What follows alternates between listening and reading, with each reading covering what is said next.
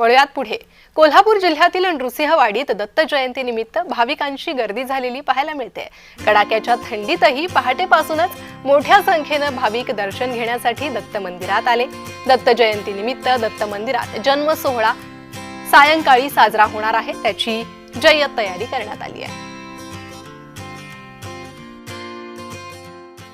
नरसिंहवाडी दत्त मंदिरामध्ये आज भाविकांची मांदियाळी पाहायला मिळते.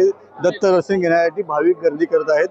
गेल्या काही दिवसापासून दत्त जयंतीची तयारी होती. भाविक लांबून आलेत. आपल्याला बोलण्यासाठी पुजारी आहेत. काय सांगाल, आजचं नियोजन कसं असलं दत्त जयंतीचं? नरसिंहवाडी ही कृष्णा आणि पंचगंगेच्या संगमावरती वसलेलं हे दत्तक्षेत्र आहे आणि स्वामी नरसिंह सरस्वती महाराज हे दत्त महाराजांचा दुसरा अवतार. इथं दत्त महाराजांची राजधानी म्हणून हे पूर्ण महाराष्ट्र गोवा ह्याच्यामध्ये ओळखलं जातं. सकाळी पहाटे 4 वाजता दत्त महाराजांचं मंदिर उघडलेलं आहे आणि काकड आरती पासून महाराजांच्या पूजेची सुरुवात झालेली आहे. सकाळी काकड आरती झालेली आहे.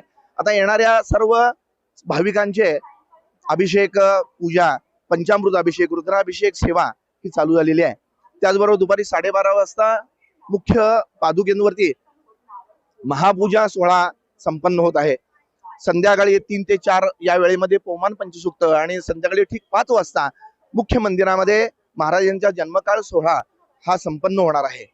खरोखर अत्यंत विलोभनीय असं हे दृश्य आपण पाहत आहात.